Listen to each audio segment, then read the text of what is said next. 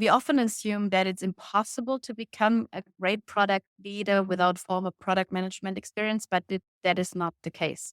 So I saw people from consultancy companies with a consultancy background that are stellar product leads. It's just not happening that often, right?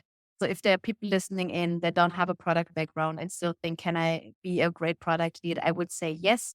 But the thing that they do differently and is they totally back off on all the product related discussions and even of some of the process related discussions. They are more like orchestrating the thing, moderating, great facilitators, usually really helping the team to do the work they're great at and not messing around with the plannings, the roadmap, the goals they're setting, and all these kind of things. Hello and welcome to the Product People podcast. Here we learn from the most amazing people in the product space for 30 minutes at a time. My name is João Moita and today we bring you the highlights of a conversation with Petra Wille, hosted by Mirela, founder of Product People, and recorded live at one of our community events. Petra Wille is a product leadership consultant since 2013, with many years of experience as a full-time product leader as well as a product discovery coach. Petra is also the author of Strong Product People, where she covers a wide range of topics, from defining good product management, hiring and onboarding, and developing existing product teams. She also provides practical tips for product managers, including time management strategies and performance reviews. At Product People, our mission is to help companies discover and deliver great products faster. We do that by doing hands-on product management work at companies of all sizes, and also by sharing knowledge generously with our community of more than 20,000 product enthusiasts. To find out more about us and access our community, check our website, getproductpeople.com, or head over to our YouTube, LinkedIn, or Meetup pages. You can find all the links in the episode description. I now leave you with Mirela and Petra, and I hope you enjoyed this episode. How do you transition from an individual contributor to a product leader? My high level career trajectory for product people is that usually most of the product managers become a competent team product manager first. So they're capable of dealing with their product development team at a decent size, and they can plan the work ahead, maybe 2 to 3 iterations ahead, but they may be not already capable of creating a product vision or a product strategy and setting long-term goals. That is what I then call a competent product manager. So somebody who is really like well-rounded, knows how to do a discovery, maybe has done it in more than one company. Hopefully that always helps. And if you have seen more than one company and applied the things you learned in more than one context. So that is usually the 2 steps ahead. And then it's always more strategic products. So if you can work on a more strategic product, it's a lot more pressure usually, but that is what helps what speeds up your learning curve, I'd say. Or you could work on a product that is that big that it requires to work with several product development teams. And then you are overseeing several teams, but are not already leading people. It's more like you are maybe working with 2 junior product folks helping you to bring this one product further. And that's the things that I would do first before becoming an actual product lead. And product lead, in my definition, is somebody who is managing people and has this ultimate decision of hiring and firing and promotion of the product team. But it's the people management aspect that actually, in my terminology, makes you a product leader. I know that some people already use this term for product managers. That's kind of the latest trend in fashion.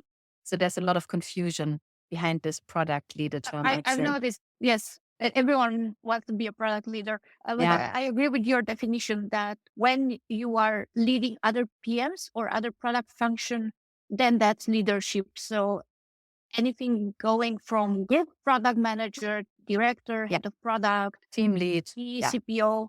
Yes. Yeah. So that are the roles that I consider to be product leadership roles. True. And I've seen even more confusion. Sometimes some roles are called product lead, but didn't have people management. It was more of a principal or senior PM. Yeah. Their role. And for me, that's exactly, so my definition is like your definition, right? So there's product, processes, and people. And if you're not responsible for the people part, then in my definition, you're not a product leader in the terminology of the book. What is the number one skill for a strong PM? Yeah. In the book, I talk about several things. So first of all, it's personality traits. And then it is skills, responsibilities, and know-how. That's the other thing I'm talking about. And then it's values. So you want to have an overlap between the company's values and the personal value of the person joining that company, right? And if we're talking skills, for me, there is no number one skill that product managers need to have. If I only am allowed to mention one, then I think it is to work hypothesis driven. So it is this, okay, everything is an assumption. So all the things we're talking about are assumptions. And if we don't know how to actually test and validate those assumptions, then as a product person these days, I would say you're screwed. So that is a skill I would highlight. And then the other one is always interpersonal skills. So communication, working with other people, collaboration. So these are the two things I would pick if I have to focus on two. But actually, I released a framework for this. It's called the PM wheel. It actually talks about 8 dimensions, and each of the dimension comes with around 10 questions of, are you able to do this? And have you actually ever done that? And do you know how to apply this? And all these kind of things. So the PM wheel comes with 8 dimensions and 70 questions. So it's super hard to pick one still. Agreed. Yes, this is an AMA on its own. This second question. So I'm very happy with this answer, and we can look at the third one. It's about creating roadmaps and communicating it. That could be a whole AMA on its own as well. Yes. Yeah. And there is no one size fits all answer. It really depends on what the company culture is around planning and communication. Ideally, you're not creating time-based roadmaps. You are creating roadmaps around customer outcomes and customer value and what you actually want to deliver. And then you keep it rather flexible and more commit on the outcomes and not so much on the outputs. Abasto, for example, talks a lot about this now, next, later roadmaps. There is a great book from C. Todd Lombardo about road mapping and how this could be done these days. Yeah, but I like to keep it flexible. I like to focus on delivering actual customer value and what is the outcome of the stuff you're doing. What is maybe even the behavior change you will be seeing on the customer side when launching this product. And it's not so much a discussion of when this will be ready. I really like this. C. Todd Lombardo uses it in his book. He says, like, if your company still insists on putting dates on the roadmap, then consider if you want to have a roadmap and a release plan, right? And then you rather tend to put the dates on the release plan once you're closer to the release. And the roadmap is a bit more open-ended, more focusing on outcome and is now, next, later, not so much on timings. And I like to frame it. And how to communicate it? Yeah, that's storytelling. Another important skill to have as a product manager. To me, it really helps to use this press release writing that a lot of product managers do. So before actually starting to work on the product, you write the press release you will be launching with the product. And this is less a fake or made up press release. So how would you actually communicate thing you're currently working on? And to make it really nice and shiny, you really fake it with customer quotes and with stakeholder quotes, and maybe already mock some of the screenshots you would include. Yeah, the press release has helped in some cases. It's a very nice exercise, especially faking the customer quote and kind of trying to make it as what would it look like if it was a TechCrunch article. We can move to sections managing your team. What are the tips for developing as a leader in a service versus product org? Not sure if I understand the question correctly. As somebody who's either working in an agency or other service-oriented organization where you're not simply working on a product that's part of your company, are there different things to look out for to develop? Yeah. And how would you navigate that? Yeah, your patience muscle needs to be developed differently, I'd say, because if you're working in a service organization like the one you were describing, an agency setup or something like this, then you are influencing others and you're creating change through others, right? So to see the impact of your work takes even more time than it usually would when you would be working directly with the product team, for example. So patience for sure is something that you need to bring to the table. And I think storytelling capabilities, for example, are even more important because that's maybe the biggest thing you're having in your toolkit and so that would be the short answer to this one. Great. Thank you. So how often should you meet with the product team? Well, that highly depends on how the company is structured, right? Because we know all these companies that are organized in squads and tribes and chapters, and then the other ones were rather hierarchical. The question is, what are the reasons to meet with your product management team? And as said, I think there are three main reasons or three main things you're dealing with as a product leader. And one is the product topics. The other one is the process topics, and then it's the people development topics. And I like to keep them rather separate because if you're talking, and a lot of product leads, by the way, focus way too much only on the product part. So all of the discussions are circling around, okay, how does the product look like? Have we conducted this research? What are the results? What are our findings? How does the roadmap look like? All these kind of things, right? So that's the product part. And then sometimes there is some alignment necessary around all these product initiatives that are going on. But from my perspective, if I'm talking to product leads and how to set their whole team up, then I tell them to remove themselves from these product discussions as much as possible, right? Because most of the product discussions can happen on the product manager to product manager peer level. And it's not that the product lead has to be in all of these discussions, right? Then there is the process discussion, and that is something that the team should constantly work on as well. I like a metaphor Geoff Redfern is using, and I'm talking about it in the book in one of the early chapters. He talks about product leadership as somebody who is building the shipyard, right?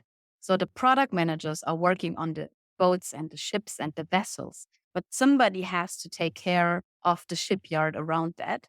And that is something that the whole team has an impact on, I'd say. But the product lead's responsibility is to make sure that these discussions happen and that everybody knows how things are working. And if you decided to build wooden boats only, then somebody needs to take care that enough wood supply is arriving at your shipyard.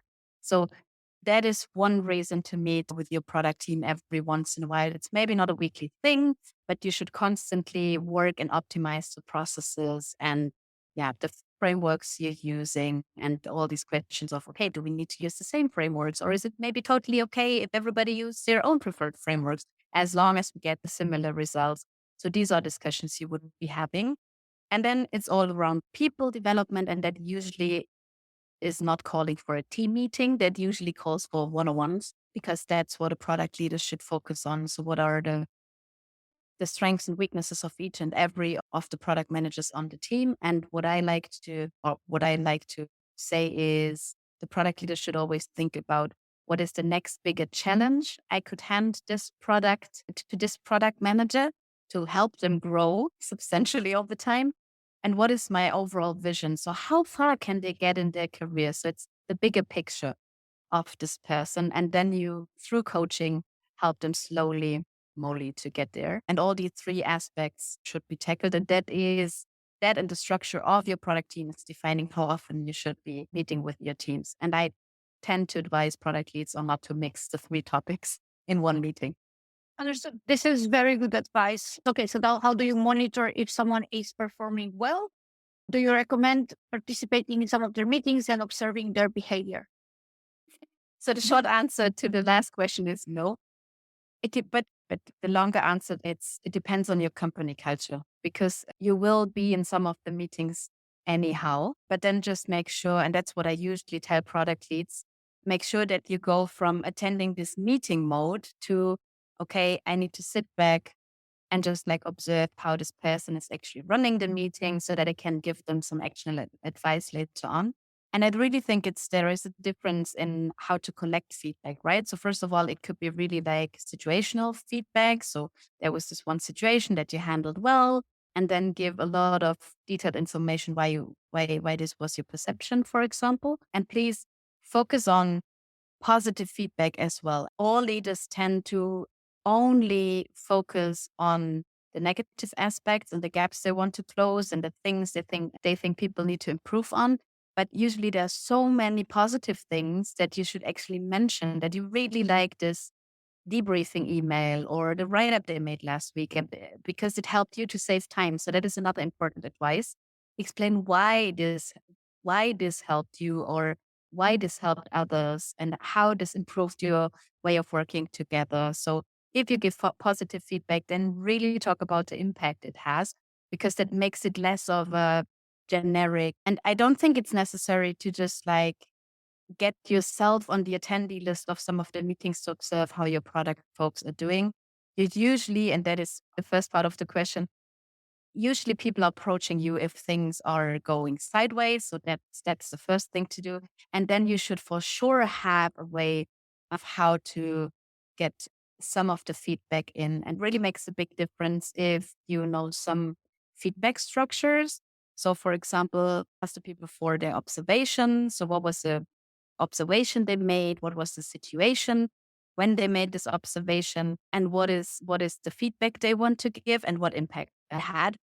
And if you ask stakeholders and the cross-functional team to put some of the feedback in this little nice format, it really makes them to reflect on what they want to say. And hopefully that you could even ask for the change they're hoping for. And then you still could reflect on if you want to react on feedback, because that's another thing. Make sure people understand that you gather the feedback, but it's your call as a product lead if you want to actually act or react to the feedback they're giving, because some people love to be in complain mode all the time. So they're giving a lot of negative feedback, and it's not always the right timing to give this to your product folks. So it's on you to be the filter and to think about, okay, what is the one particular thing that I'm currently coaching this product person on? And then maybe some of the other feedback is it's not just not the right timing. And then you just like decide to not react on it at the given point of time. But yeah, I try to get stakeholder feedback, cross-functional team feedback all the time. I use the PM wheel as well for this particular thing. So I do the exact same thing with the PM, and then I encourage them to use the PM wheel with some of their team members, and then we see what their self-perception and the perception from the other ones is, and if we see gaps in there. And it often is the case that product people are rating themselves lower on several skill levels than the other people do. So that's pretty interesting. Classic product people. And the last one for this chapter, should the product lead do product owner, I was doing hands-on product manager tasks herself or himself? Should this person know? I've seen people from consulting background or just who had a domain expertise in X, and then they become the director or head of product for that specific thing, but they don't understand product. So I don't know if the question was like that, or if it's framing like that. So from my coaching practice, and I said I'm doing this for several years, and that's the only thing I do. So I see a lot of companies, a lot of product leads.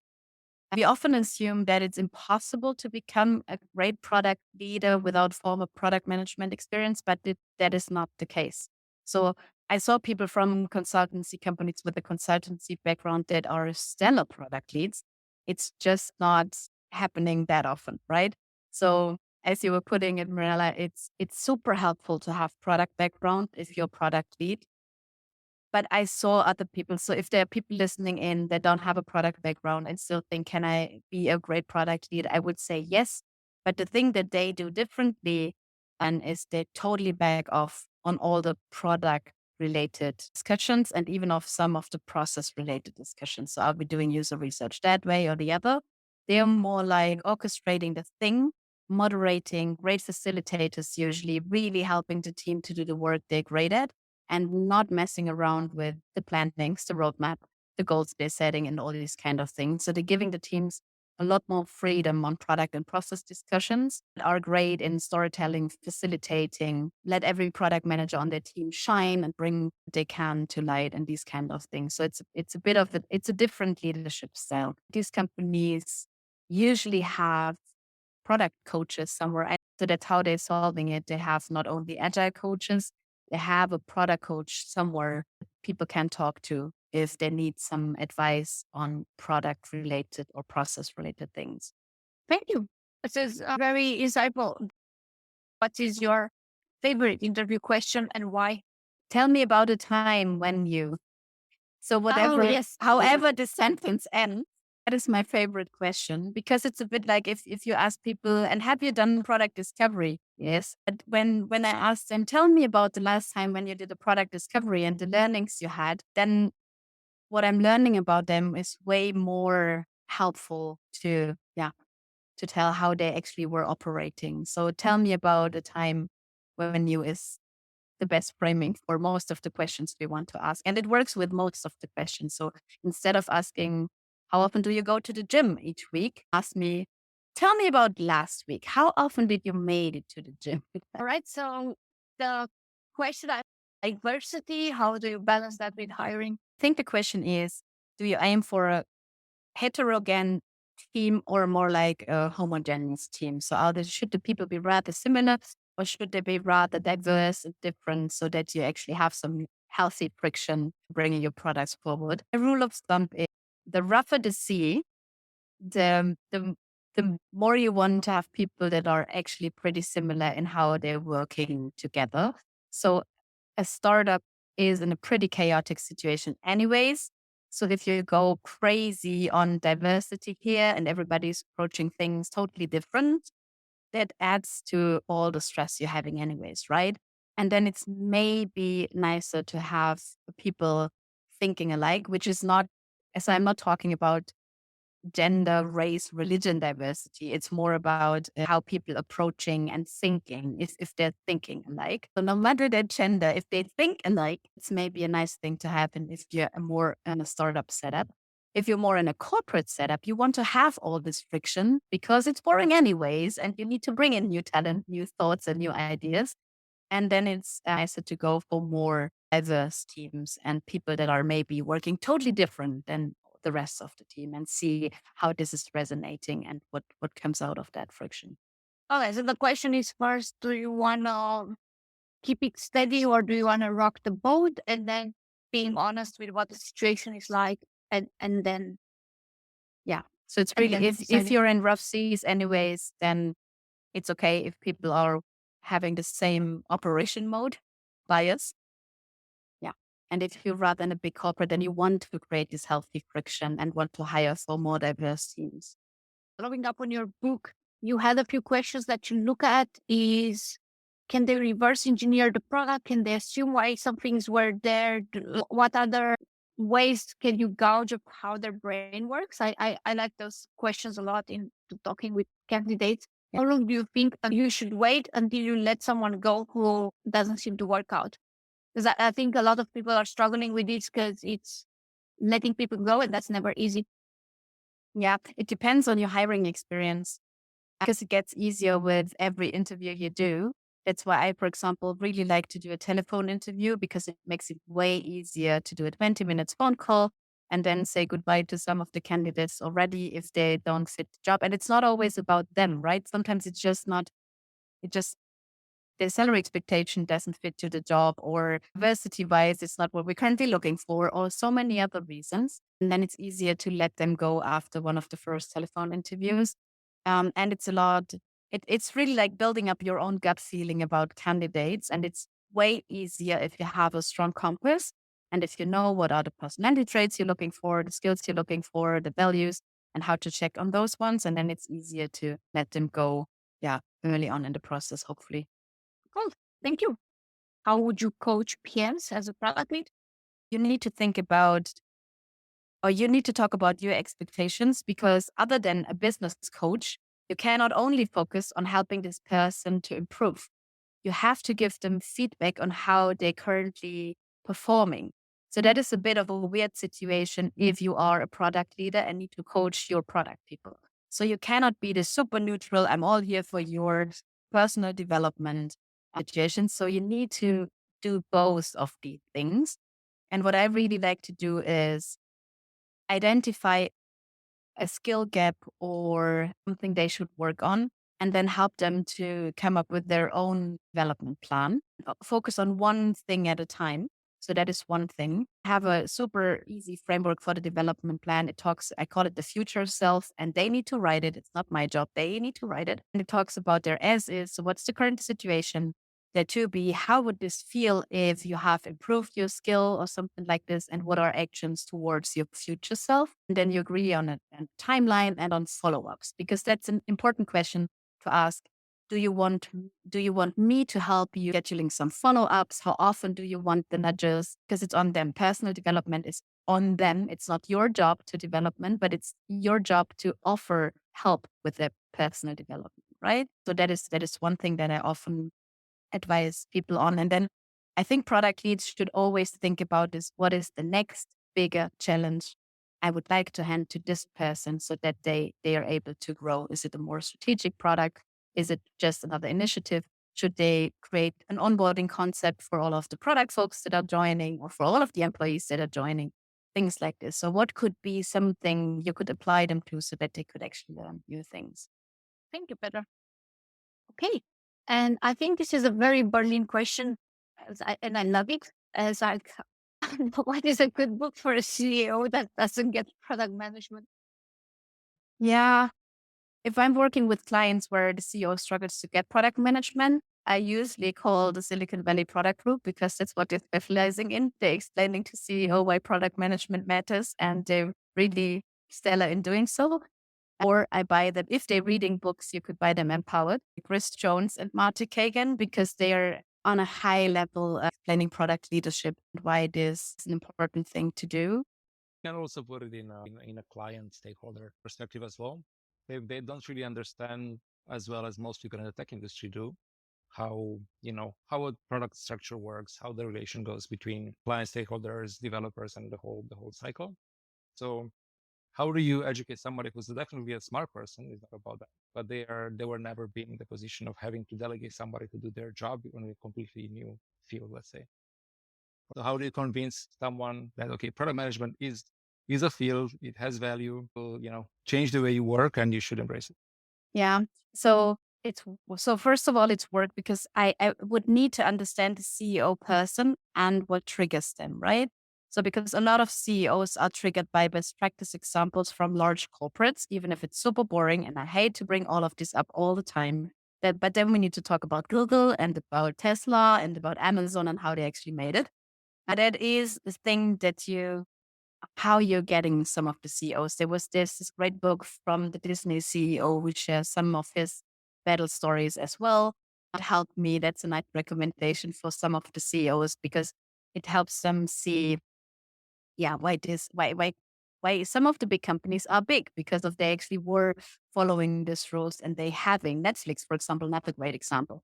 They have stellar product teams. And if that is how your CEO clicks, then you really want to look out for these examples and share it with them. Another important thing is you need to find an ally, because it's not possible to convince the CEO that this is the way to go if you're the only one in the company blowing that horn. It's even better if you get somebody from outside of the company. And that's why I was mentioning Silicon Valley Product, right? So because on some of my client engagement, it's even not helpful, because I'm working with a product lead, I'm working with a product organization, but then somebody else needs to work with the CEO and the executive board or something like this of these companies.